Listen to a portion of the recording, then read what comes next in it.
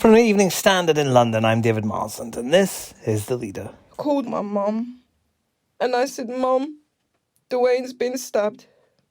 I remember saying, "Oh no." Back in April, this Crime Stoppers campaign launched as the Met Police recognised knife crime in London is on the rise again. She didn't see what I saw. His hand was just hanging so lifeless. When I saw that, I knew he wasn't going to make it. I knew he wasn't going to make it. We're now into July, and the city has seen 22 of its teenagers meet violent deaths. 20 of them were stabbed. The worst year ever for young deaths in London was 2008, when 29 were recorded. Campaigners fear this year will inevitably pass that. The Evening Standard's investigations editor David Cohen's been looking into the problem, and you can read his work in the newspaper and online. He's with me now. And David, from your research, do we know why knife crime is rising?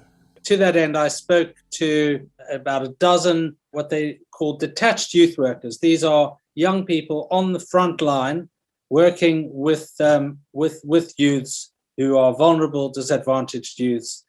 So the first thing they said to us is, during lockdown, the beefs, the feuds never went away. They just went online, and they got burnished online. And when London opened up, and people who had been enemies online bumped into each other or saw each other on the street, things seemed to go worse than ever. I mean, they talked about a perfect storm because we've got a combination of new factors and then the old fault lines that were present before, often due to austerity, and these coalescing to produce a toxic package.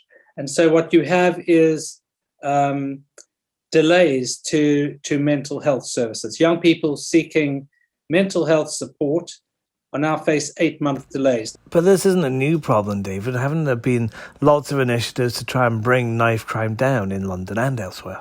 The government have been commended. They set up a 200 million youth endowment fund to put into organisations tackling violent crime. That's over 10 years. However, this has to be set against the fact that in the last 10 years or so, 750 youth centres have had to close because of starvation of government and local authority funding.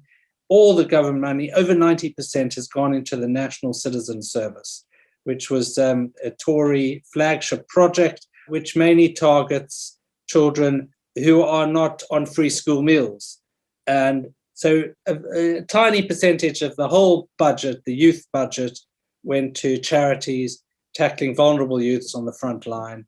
And all these, with these youth centres and boxing clubs closing, there was a reduction of safe spaces for young people to go into. But what about the policing response, David? So we've had police cuts, and sometimes, in most cases, the cuts have fallen on safer neighbourhood teams and school officers who were attached to schools.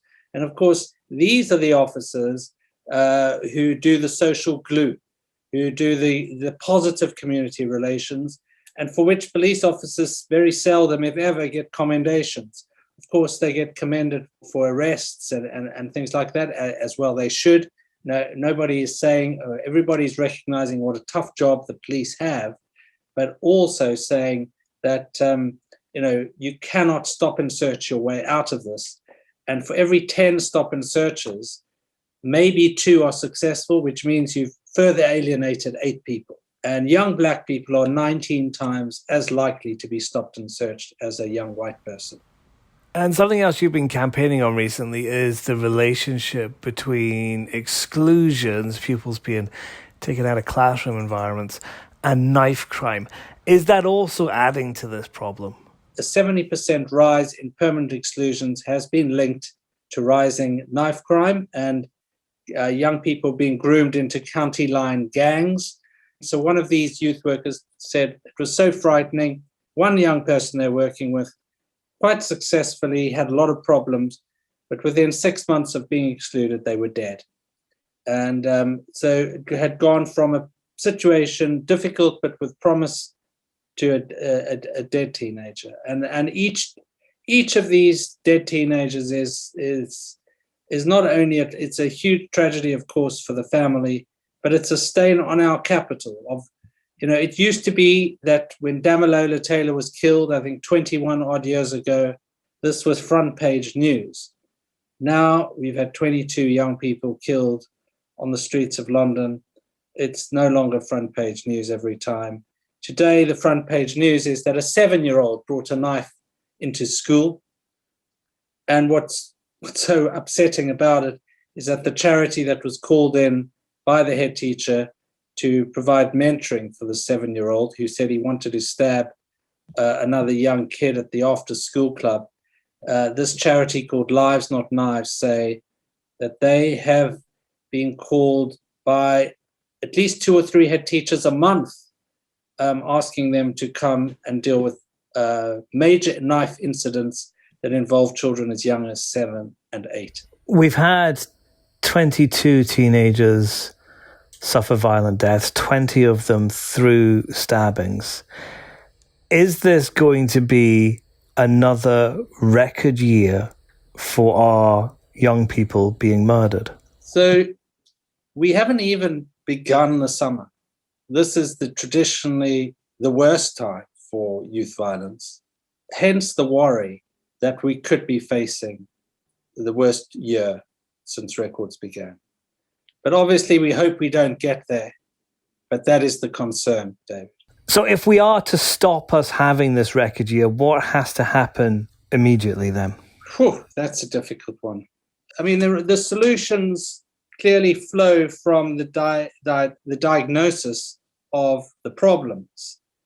And one of the things that was said to me, which I thought makes a lot of sense, is that just like young people get sex education in school, so we now probably need to start introducing education about youth violence.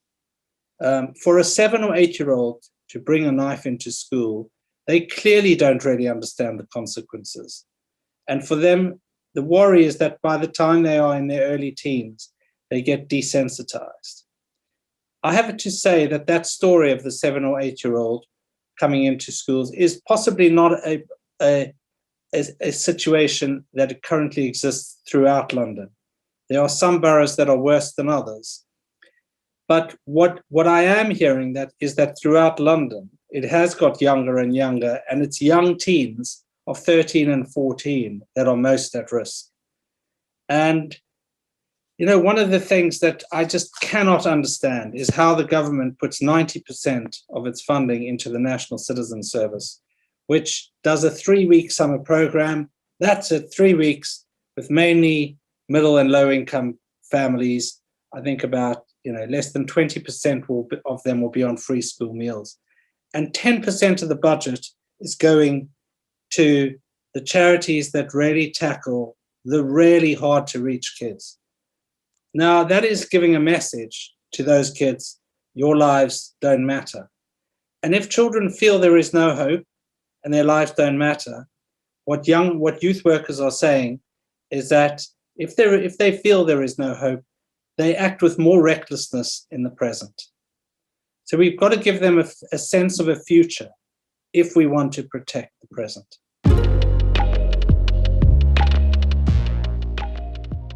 You can read more from David's investigation in the newspaper and at standard.co.uk. And that's the Leader Podcast. We're back tomorrow at 4 p.m.